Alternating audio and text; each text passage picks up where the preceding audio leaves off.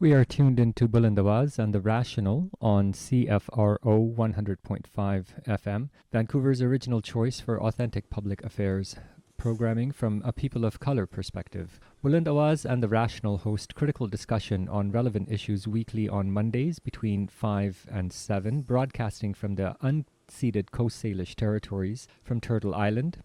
But coming up first, Omar Mouallem is an award-winning writer and filmmaker. His journalism appears in several well-known national and international publications. Omar has co-authored the national bestseller Inside the Inferno, a firefighter story of the Brotherhood that saved Fort McMurray. He directed The Last Baron, a documentary about the unlikely connection between the Lebanese Civil War and a rogue burger chain. Also co-directed Digging in the Dirt, a documentary about mental health in the Alberta oil patch. In 2020, he founded Pandemic University School of Writing. He lives in Edmonton, Alberta with his family, and he is the author of Praying to the West, How Muslims Shaped the Americas, published by Simon & Schuster.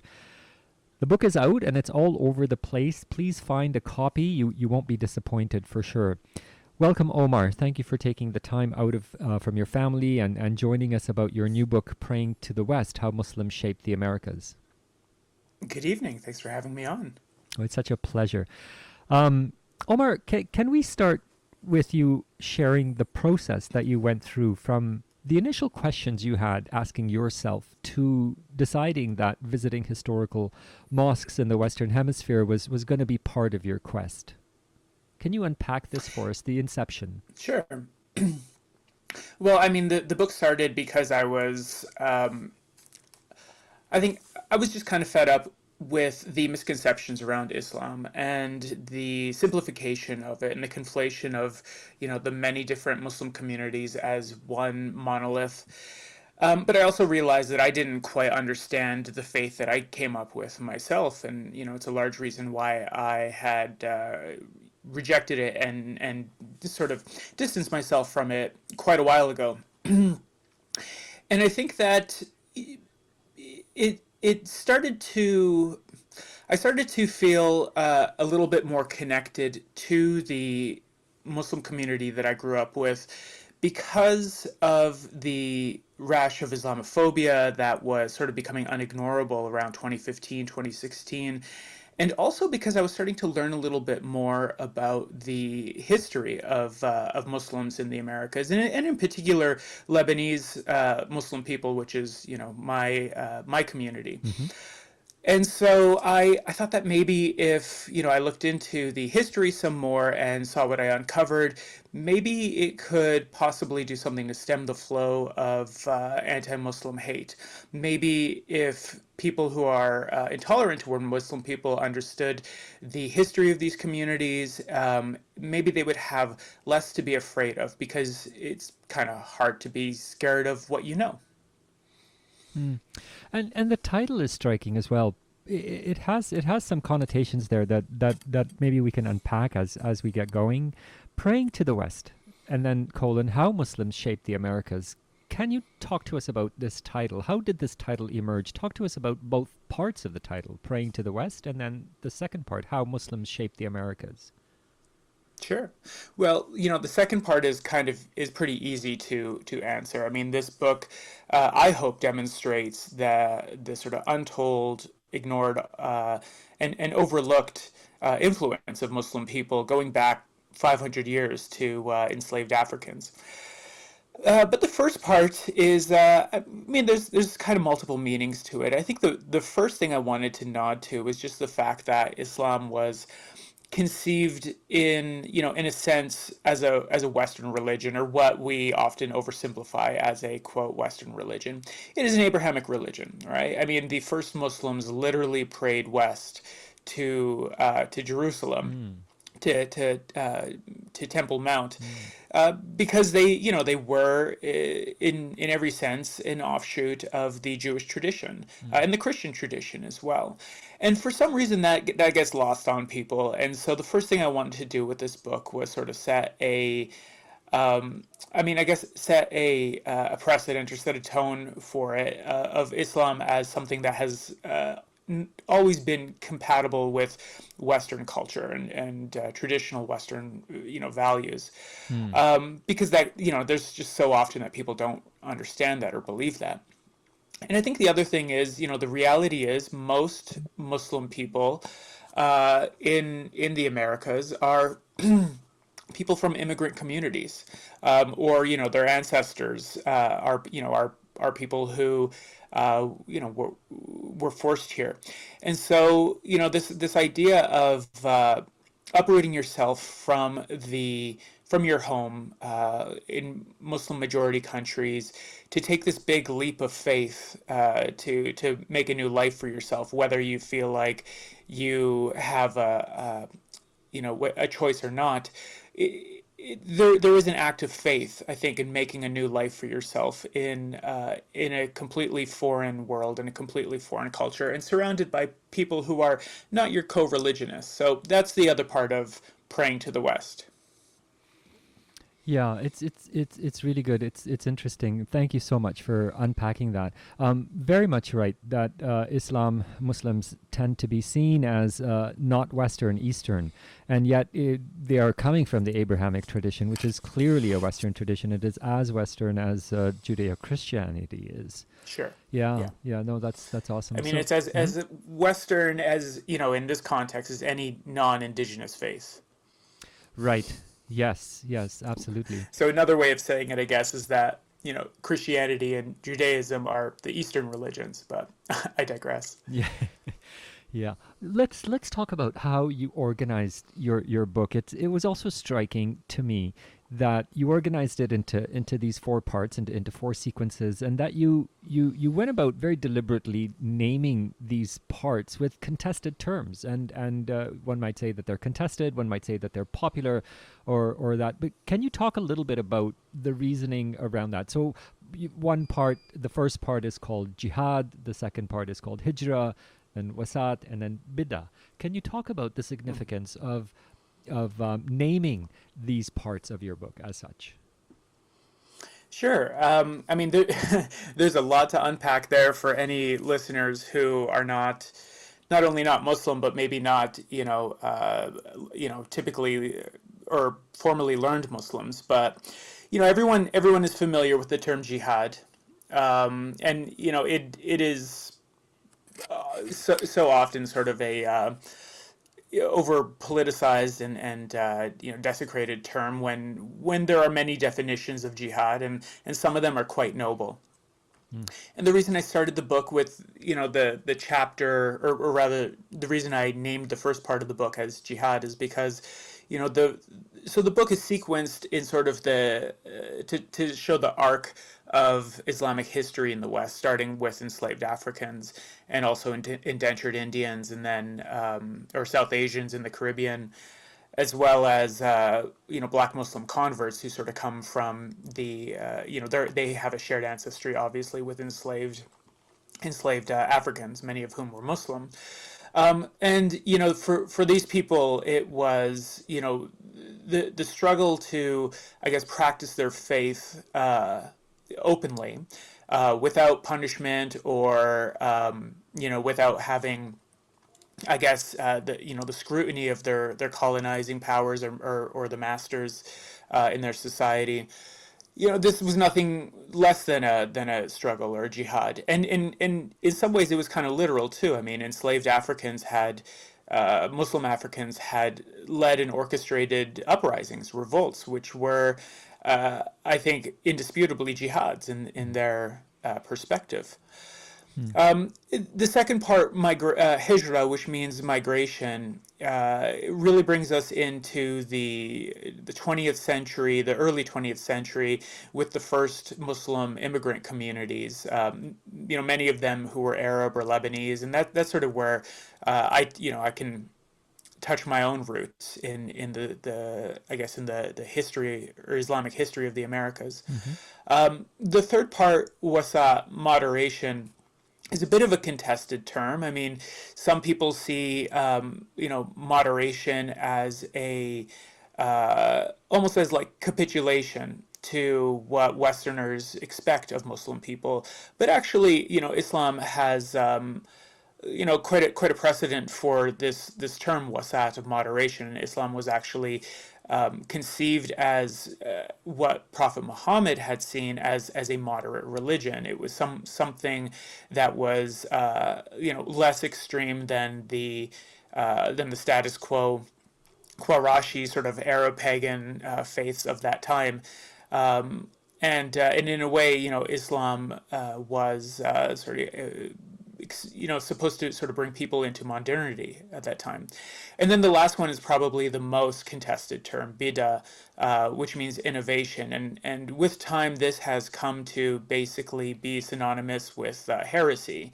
But it shouldn't necessarily be that way. It shouldn't be so, I guess, not just politicized, but also, turned into such I guess, heavy term, almost like a vilifying term, Hmm. because religions all naturally innovate with time. They are fluid, and Islam is no different from that. And so the communities at the end of my journey are communities that are sort of adjusting, I think, and trying to innovate and find new ways of practicing within their American, North American and Western communities, in order to adapt, in order to survive, another generation and pass down this faith to their children and grandchildren. Awesome. So you visited 13 different mosques, Islamic centers, communities, and you were able to then categorize or find niches for each of them within these 3 or 4 categories that we just talked about, within the struggle, within migration, moderation, and innovation. I thought that was quite interesting, and it helps sort of see the conversations between the communities, whether they're actually there or whether the reader is sort of perceiving them. Can we talk about what you found when you went to Salvador, Brazil, when you went to the Mesquita, Salvador? And I guess I want to ask you is talk to us a little bit about the community there, some of the issues and struggles that they had faced, and are there any lessons or implications from there for us today? So Salvador, Brazil is a very interesting community despite it being so small. I mean, as far as I could tell, there was one mosque, maybe a second mosque in this whole, Brazilian city, one of the biggest cities in Brazil. Um, it is a majority black city in the state of Bahia, which is sort of seen as the black mecca of not just Brazil, but in some people's opinions, the Western Hemisphere. And so it's an odd place to start a book about Islamic history. Brazil is, in itself, because there's such a infinitesimal Muslim population there, but it wasn't always that way. In the pre-abolition world, there were, quite a number of Muslim Africans there, just because of the particular trade routes and the geography of Brazil and sort of how it juts out to Africa and Western Africa, and that's just so it was a very prominent religion. It wasn't at all invisible. It was quite visible. And they had quite a community in Salvador. They had mosques. They weren't mosques in sort of the definition that we probably would have today. If you were to Google map a mosque and see a building with a fixed address and a minaret. No, they were some of them were secretive. Some of them were a little bit more open, but they were, sort of ad hoc gathering spaces for Friday worship and other religious gatherings. Hmm. So, if you fast forward today, though, there's almost no Muslim people there. But, it was the site of the Malay Revolt in 1835, which, for all intents and purposes, was a Muslim revolt. And the community today, most of whom are Brazilian converts, are starting to draw inspiration from the Malay, from that uprising, from the history of their enslaved Africans. And while this is, bringing some people to the faith, what it's, I think, maybe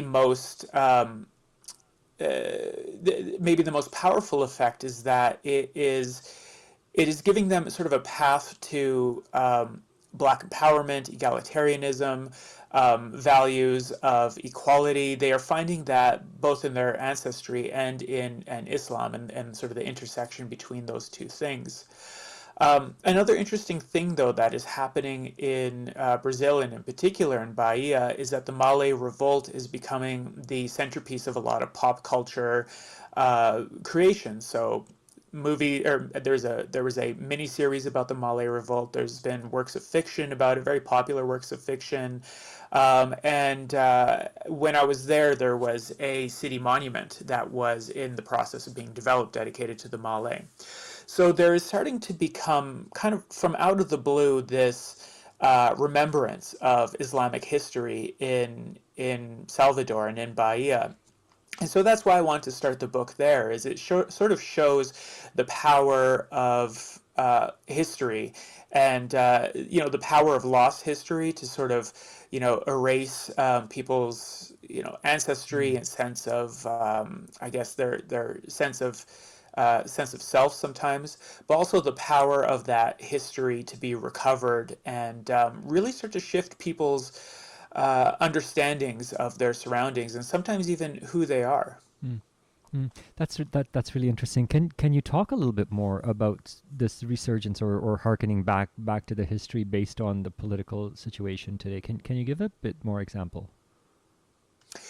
Sorry, what do you mean by the political situation? Well, what I mean is that what I understand is that there seems to be a resurgence, a harkening back towards some of the roots, or some of the cultural norms that were there in the past. It's a response to something. What is that harkening back? Well, it's actually been happening for a while. This isn't necessarily something that has happened in the last 4 or 5 years, in sort of as a reaction to political corruption and the right wing populism of Jair Bolsonaro. It's not like that. It's Okay. actually something that started to bubble up more in the 90s, and the revolt of or rather the result of the Malay Revolt sort of becoming embraced by the in pop culture and just sort of cultural studies. I think that maybe is Mm. more consequential of the last few years, and just the threat that many people, or many Black people in Brazil, are starting to feel, as basically the lighter, the white supremacy, or Brazil's version of white supremacy. I mean, color is so complex in Brazil, so Of I don't want course. to necessarily glom onto that term, Mm-hmm. but Mm-hmm. basically the is mainstream establishment, which so often are of European descent, Mm-hmm. as they start to clamp down on you know affirmative action and things that are seen as empowering to Black people in Brazil. There is a need for more, narratives of Black empowerment, and I think that's where the Malay Revolt is starts to come in. Hmm. And what are some of the images, or some of the icons that are being reproduced, or are being sort of revived again from history? Is there anything around the Crusades or the Reconquista? I mean, any of that kind of impetus around this, or not really? Not necessarily in Brazil, but something that I have noticed in the last few years, and in North America in general, is more of a realization of the Islamic history in Europe, that ties in to the Reconquista, or rather to the conquest of the Americas and the genocide of the indigenous American people across the Western Hemisphere. We don't. I mean, it's something that gets lost in it, but basically uh, the license that Europeans believe, the divine license that Europeans believe that they had, in order to mass convert indigenous people, or kill them. That was something that came from a a policy that was inflicted upon the Moorish people in southern Spain, the same, in 1492, the same year that they began to conquer the Western Hemisphere. And so really the expulsion and genocide of Moorish people in southern Spain in many different ways provided a blueprint for the conquering and genocide in the Americas. That's something that gets lost, and it's all over. It's all over there in the old texts of of the old voyagers and colonizers, where they even referred to in Spanish they referred to indigenous temples as mezquita, which is mosques, right? They sometimes referred to the indigenous people as Moriscos or as Moors. Um, so it's I mean that is to me is something that is quite fascinating, and I think even more fascinating is just the fact that this is never taught in textbooks, right? This is not something. This is not a sort of common sense history that we are brought up with. We get a completely different narrative about what led Europeans to to conquer the Western Hemisphere and how they did it. And so, questions like that, questions about like why were there so many Muslim African people, up to 3 million in the Western Hemisphere, and yet there was almost no trace of their culture left. Questions about why we don't already know that, why that's not already commonplace knowledge, makes me, I think it should raise everyone's doubts about what they see as the sort of the accepted history of the Americas. And if that is something that has been sort of erased from the history books, and what else has been erased from the history books, and maybe more importantly, why? What was the intention of erasing Islamic history? What do you think it was, Omar? Well, I think that quite obviously the designers of the modern Americas were, I think they obviously saw it as a Christian paradise. I mean, it is the largest Christian landmass in the world. I mean, a massive, you know, number of the global Christian population lives in the Western world. It was seen as the sort of, I guess, the paradise, but also a home to resuscitate Christian dominance. And Islam was seen as a threat to that. I mean, as any non-Christian religion was, but especially Islam was, because that history, that Crusader East versus West conflict, clash of civilizations, history was still very fresh in the minds of the Europeans who came here, conquered, and shaped it into what it is today, our modern societies. Yeah, absolutely, and therefore had to eject Islam out of those Judeo-Christian traditions ultimately, in order to have it for themselves, and negate also that Islam was part of this burgeoning society, as it were.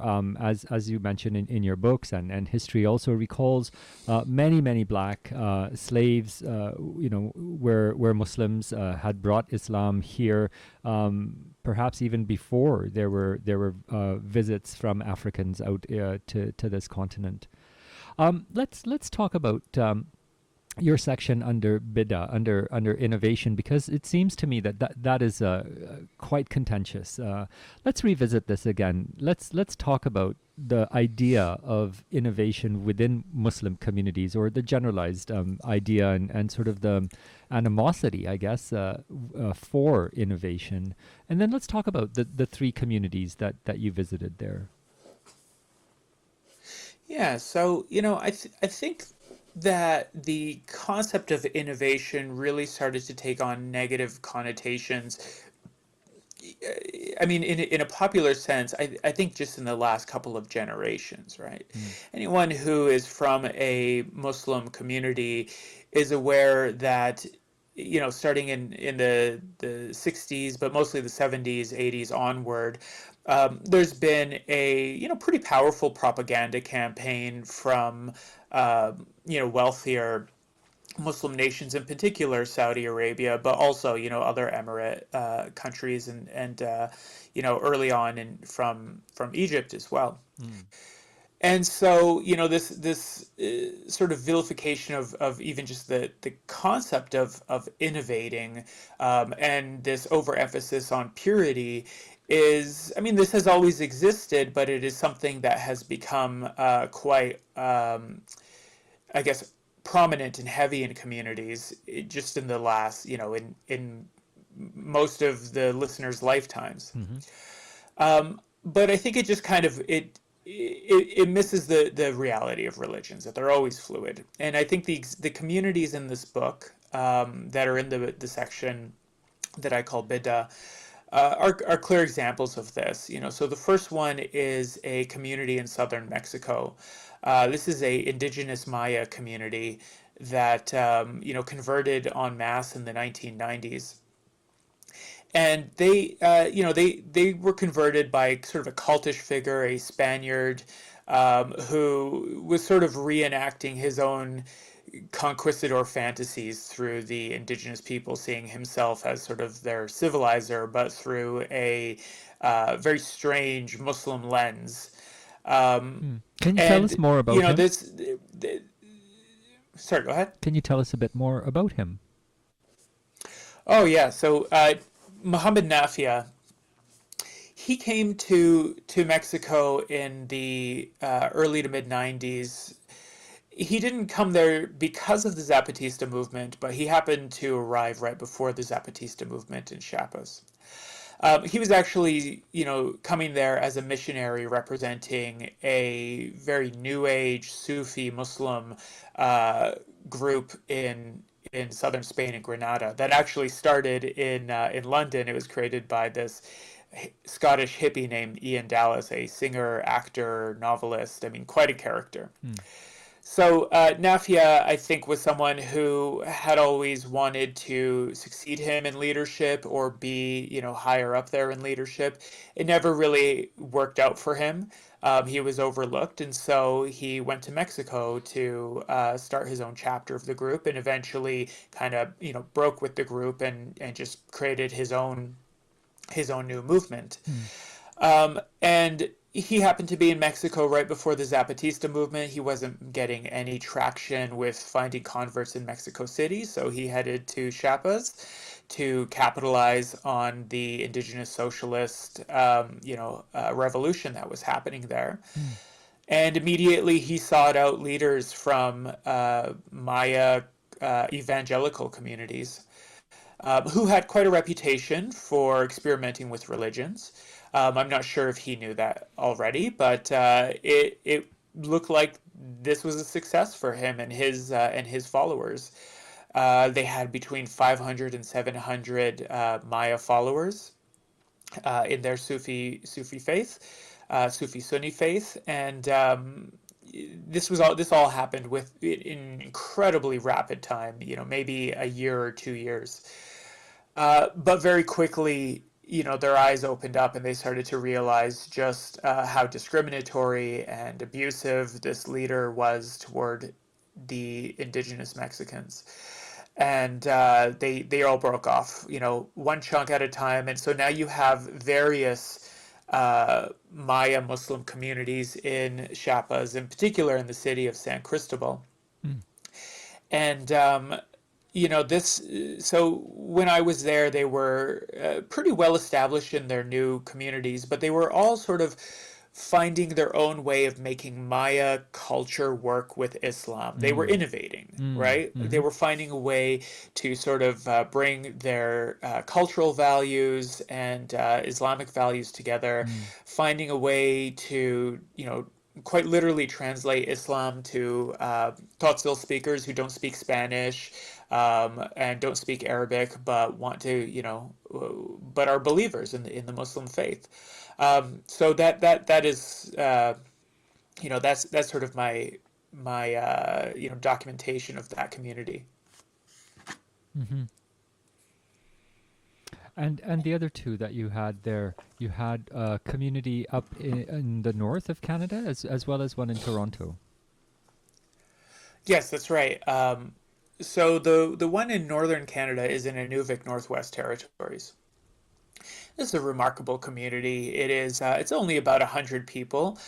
Most of them are men, cab drivers, restaurateurs, really working class people in the service industry, who all support their families living in somewhere in southern Canada, usually in Alberta. And they came like a lot of immigrants, for two reasons: as refugees. Most of them there are refugees from Sudan, Palestine, and other parts of East and Northern Africa. And they came there for economic opportunities, right? Mostly because of mining booms that have been happening in that part of the world. And they are kind of the quintessential immigrants who had to abandon a lot in their past lives and try to rebuild their lives here. And I think as a result of their success, their gratitude, but also just the obvious, the needs that they had to keep this community together, to gather, to sort of cultivate a better sense of brotherhood. They built a mosque called the Midnight Sun Mosque. It was built in Winnipeg and shipped up there quite literally on a barge. And what's really beautiful is that this community, I think, feeling a lot of the gratitude to the largely indigenous community around them, wanted to give something back. And so they created the Arctic Food Bank, which is this desperately needed food bank in the Inuvik region. I've been told that at certain times in the food bank's history, as many as 20% of the population have relied on its rations. They bring in import about $100,000 of food per year, and ration it out, but also school supplies, that kind of stuff for kids in the area. So they become quite critical members and pillars of the Inuvik community, and there's quite a bit of I guess synergy between both the Muslim people and the Inuit and First Nations in that area. Almost a very close kinship is, I guess, how I would describe it. Hmm.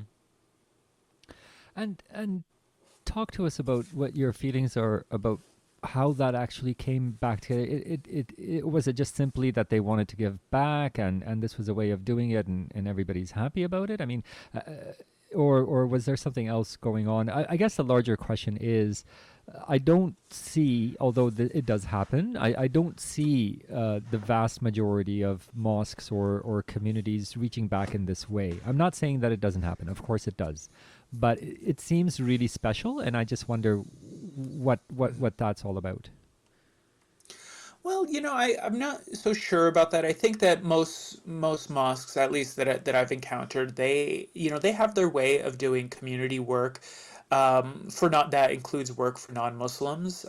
You see that here in where I live in Edmonton all the time. The Al Rashid Mosque is, quite important to the local community. They, converted the Al Rashid into an emergency shelter during the Fort McMurray wildfires, for example.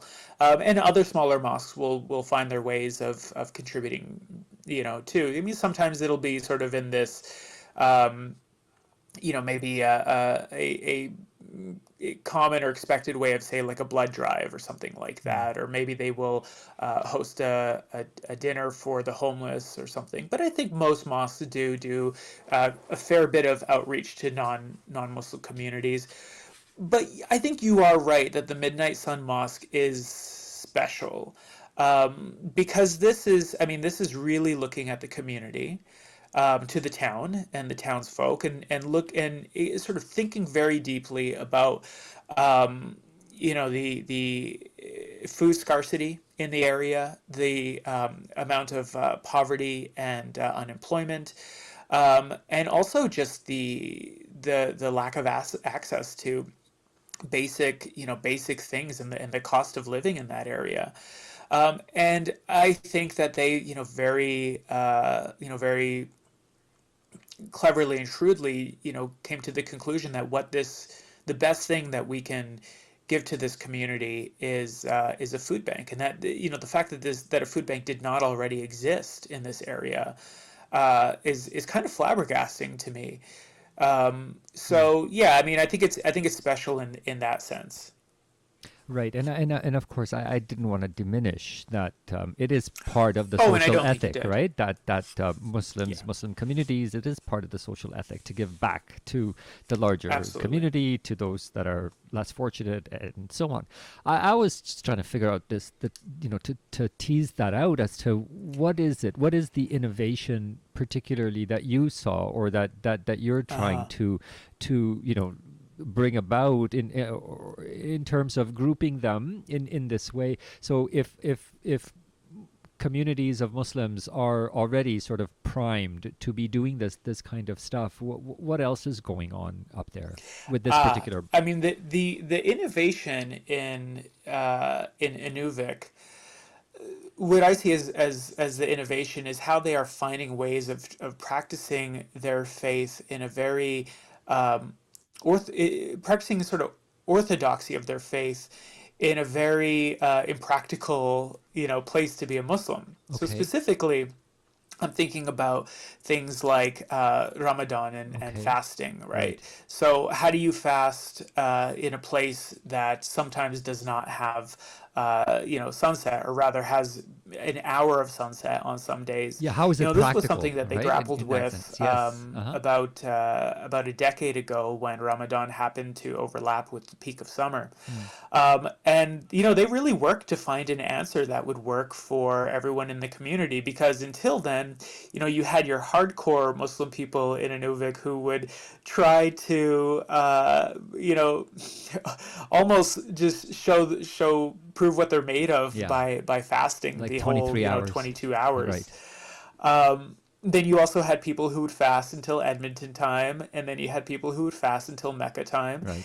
And in the end, it kind of diminished their ability to do the thing that Ramadan is supposed to do, which is bring everyone together to break fast, right? Uh-huh. And Uh-huh. foster this community between them. Uh-huh. So they found a way to adapt, and in the end they all agreed to fast until Mecca time, which I think a lot of Muslims in Edmonton would look at that and be like, nah, that's that's a bit of a cheat.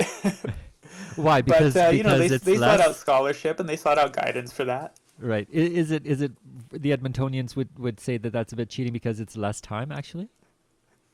Yeah, because Right. it's less time, exactly. Okay. And then there was another mosque there in Toronto that you also highlighted under this section. Yeah, so this is the El Tahaj Joma Circle, better known as Unity Mosque. It's a pretty well-known mosque in sort of progressive circles in Canada. Very famous because it's what some people call the gay mosque. It's a mosque that was created for the inclusion of LGBTQ people, Right. and the lead imam, Imam El Farouk Kaki, is he's an openly gay man. He's a refugee lawyer, and and his husband Troy Jackson is a co-founder, and they founded it with a woman, a gender studies scholar, and so it sort of encapsulates a lot of the I think mores of today, especially in progressive politics. It is sort of founded on these decolonizing principles as well, which anyone who goes there and participates in the communal worship will immediately recognize, just as part of sort of the opening address and the sermons. It's very rooted in decolonization. And but principally it is a radically inclusive mosque. it welcomes not just queer people, but also non-Muslim people or people of all Muslim denominations, people who cover women who cover their hair, who don't cover their hair, who cover their face. Um, the and it also also makes space for atheists and for people who are lapsed Muslims or non-practicing Muslims who still like myself who want to take comfort in the I guess the familiar traditions of of their past or of their communities. So Unity it's called Unity Mosque, but it's not actually a brick and mortar mosque. It is a roving mosque. It is held in a discrete place every Friday in order to protect the largely queer community because they for being as a innovative as they are, they obviously get a lot of harassment and threats, and obviously raise the ire of a lot of pretty conservative people. But I think that they have carved out a niche that is growing into its own movement. There are I think 9 other Unity Mosque or Unity Mosque inspired uh, communities all over North America and Canada and the United States that sort of use what they've created as a framework for their gatherings and their services. And and it's part of this larger inclusive Islam movement as well that I think is increasingly gaining favor and increasingly becoming accepted as part of the mainstream and allying with other Islamic organizations, whereas it wasn't that long ago that mainstream Islamic organizations wouldn't come near these other groups because they were so radical. And so, I think, the innovation in that one sort of speaks for itself. It's Yeah. as innovative as anything I've ever seen. Right. No, no, absolutely. Absolutely. And so is the model one that I guess what I'm asking is, do you know if these individual unity mosques are linked together at some point at some time? I mean, would they come together for Eid or something as a larger group, or is it still very much these individual groups that are loosely sort of connected? Do you have a sense around No, that? I think in many cases they are quite closely connected and share a lot of the same resources. Okay. I think I saw that during the early days of the pandemic when people were having when people were moving worship, to a virtual place. I attended one of their virtual services, and it was quite large. Quite a Okay. number of people attended, and I think that sort of showed the breadth and reach of this network. Right, right. No, awesome. Yeah. Well, El Farukaki is somebody that we know. He was in Vancouver. We've talked to him a couple of times on the show and sort of have tracked his work. He's an immigration lawyer as well as somebody that runs for political office and definitely a community organizer. So it's no Hmm. surprise that this is going quite well. It's certainly something that is needed in the larger community because of a lot of Muslims feeling so isolated and not wanting to be part of a congregation that does not accept them. Yeah, yeah, and it started as that, and it's become something else too, because I have to remember that since it was founded, there's been quite an increase in the number of asylum seekers in this country, and a huge number of them end up in Toronto because it's Toronto. Um, and increasingly, many of them are people who are making claims under, persecution for their sexual orientation. Mm. So as a result of that, Toronto has a pretty large, gay Muslim population. Whether they are open or not, they always have a place like they have a place now where they can actually worship together and have a connection and a relationship to their faith in a way that they didn't before. Remembering that a lot of them had such a as a result of the oppression that they experience from their communities and often mostly their families, for religious reasons, they had, many of them had a lot of resentment toward their faith, and maybe didn't think that they could ever have a meaningful relationship with Islam again, with their faith. But Unity Mosque, I think, shows them that Islam is a big it's a big house, and there's a seat there for everyone, and not just a seat, but also a place for leadership. And that's something that maybe I didn't mention earlier with Unity Mosque, is that it is not just a mixed congregation and a pluralistic congregation. The leadership of it is when I attended it, the our imam that day was a young lesbian woman from Central Africa, a refugee who had told me that there was a time when she quote hated Islam, because of the pain and suffering that she endured, because of religious reasons, or rather because of the religious figures in her life. And to see her now leading a congregation in prayer, to sing, the sacred words of the Quran, and everyone, follow her lead. It was quite a profound experience. Well, yeah, awesome. It's awesome that you've put this collection together.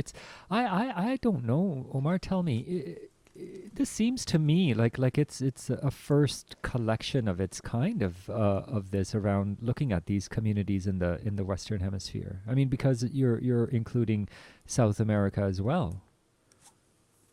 Yeah, well, I mean, it might very well be. I did not come across something I think it quite is. as encompassing Yes. in my research. There are some academic books, sort of collections of academic studies, that have touched on very specific things about specific communities spread about the Americas. Yeah, Um, but not and like and of course, this. there's great books about these individual communities. The South Asians of Houston, like specifically Houston. There is a book.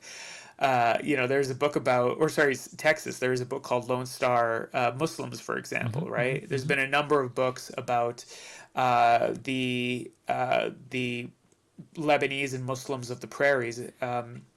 And Yes. and and one of the best books on the history of Islam in the West is called Servants of Allah, which is about the lost history of enslaved Muslim Africans. Mm. Mm. But I mean, as far as I know, this is the first book to bring it all together for a general audience. So I'm very happy and proud to have provided that. And I think something else that maybe my book hopefully shines a light on is just how diverse the Muslim communities are, Mm. in not just in the world, but like specifically in Western cities. I think that's something that is quite unique to American Islam. When I say American, I mean the greater Americas. Mhm. Is that you can go to a city like Toronto, Houston, Detroit, Edmonton, and you will find, dozens of, denominations and branches that are, that have created, their own communities there, Right. mosques that are dedicated to all sorts of kind of, Islamic values and practices. And in a way, you can sort of uh, traverse and experience, I think, the richness of Islam in a Western city just by going from mosque to mosque I get in a that. way I that you understand could what you not mean. Yeah. in the Middle East or South Asia or North Africa. Right, right, absolutely, absolutely. And that's, again, it just comes back to the irony of Islam being viewed, or Muslims being viewed, as a monolith, when Yeah. clearly we don't represent as such, No, no, right? and it is ironic because if there's any place in the world where people should know and know that it is not a monolith, it's actually not, the Middle East, where you know Where a lot of it is a monolith, sort of. communities are sort of homogeneously one denomination or a couple of Well, denominations. if you It's go actually region here by in the region, Western right? world. Yeah, because if you split up the world region by region, then you're going to find more similarities. But because of where we're situated, and there is so much diversity and people from different parts of the world, so we have people from Central Africa, from North Africa, from the Middle East, from Indonesia. I Exactly. mean, from all of these other places where Muslims practice differently based on the environment that they Yeah, were in. and right, and it's not just the denominations, right? Like that's sort of an oversimplification of it, because even within each branch you have the various ethnic and cultural inflections of those communities. But overall, there must have been issues, or there must have been trends that you saw were common within these different communities that you visited. Can we talk a little bit about that? Yeah, yeah. I think I touched on one of them earlier.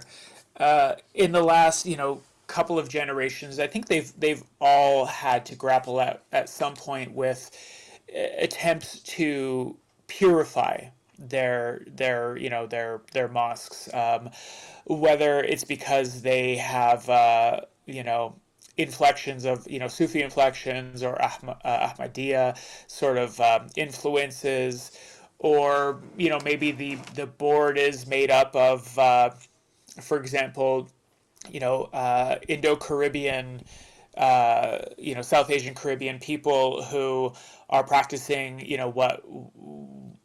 what purists would see as not real Islam. So that they've all sort of grappled with that. Uh-huh. But that I think is something that is becoming a little bit more part of the past, because I think now they're starting to find more of their own equilibrium, and being able to I think confidently worship and direct their mosques on their own terms. Now, what I think is becoming more common is I think trying to find a way that addresses many of the ills of the modern life, and in particular the Western modern life, in a way that maybe doesn't have very clear answers in the Quran or in traditional Islamic scripture. So I'm thinking specifically things like the opioid epidemic, right? Uh-huh. This is something that touches every community Yes. in North America. It doesn't matter what your faith is. Doesn't matter whether you come from a family of immigrants or not. Also, not just that, but also, depression and suicide and divorce, and with just a lot of the sort of the things that everybody deals with. And so I'm starting to see a lot more of those kind of current issues being addressed more in Friday sermons. But the one that is very, very recent, so much that it's not even in the book, is many Canadian mosques now are starting to address the legacy of residential schools now. After the very tragic discovery in Kamloops of the unmarked graves Yeah. of Indigenous children, I heard from a lot of people that their imams and their that their mosques were addressing this, or kind of trying to compel their congregations to really consider the the oppression of Indigenous people in Canada through their sermons. So I thought that was really interesting, and I've heard other anecdotes of Islamic organizations in Canada starting to ally and organize more with Indigenous organizations as well. I think that's awesome. In fact, if you can talk to us a little bit more about what's going on, or what you hear about what's going on. Part of my analysis has been that we as a community, Muslim communities, have not reached out as much as I would hope that we have. So hearing this is fantastic news. And I Yeah, no, and I think that that's absolutely true. I mean, certainly in my upbringing, I don't remember any effort to to reach out and I want to between yeah, communities.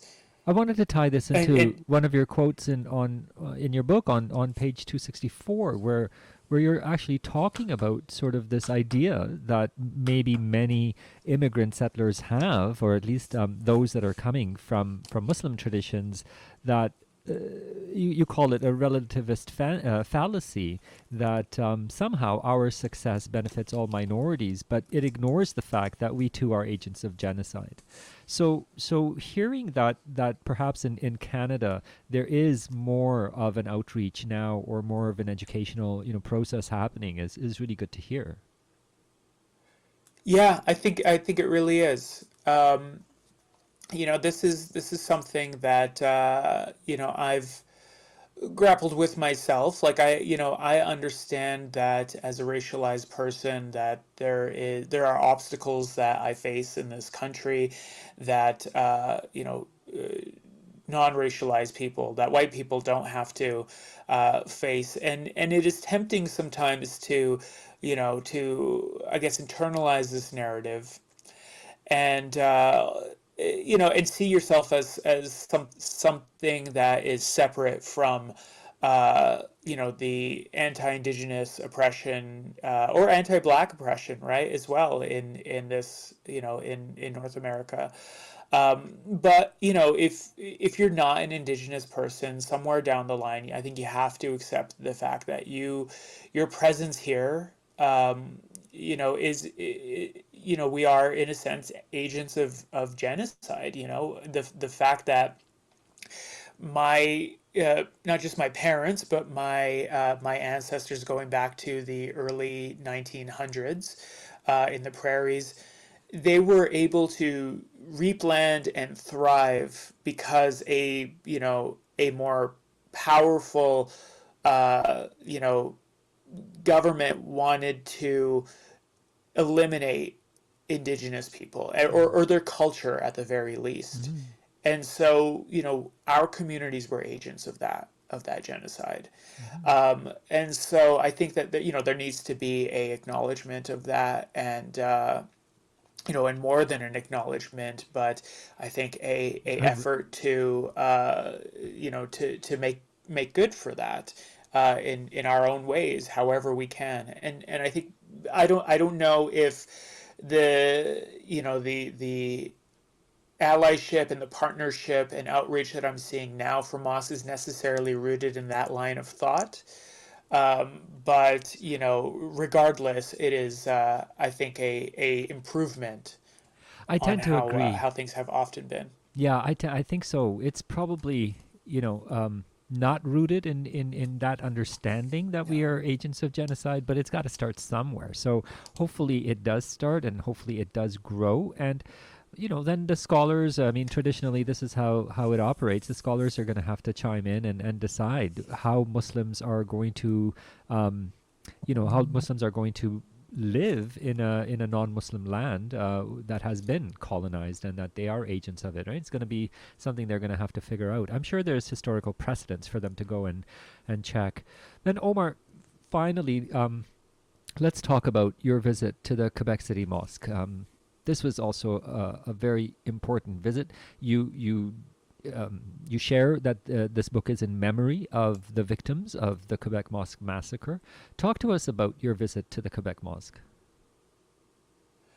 Yeah, I went about a year and a half after the massacre there, and it was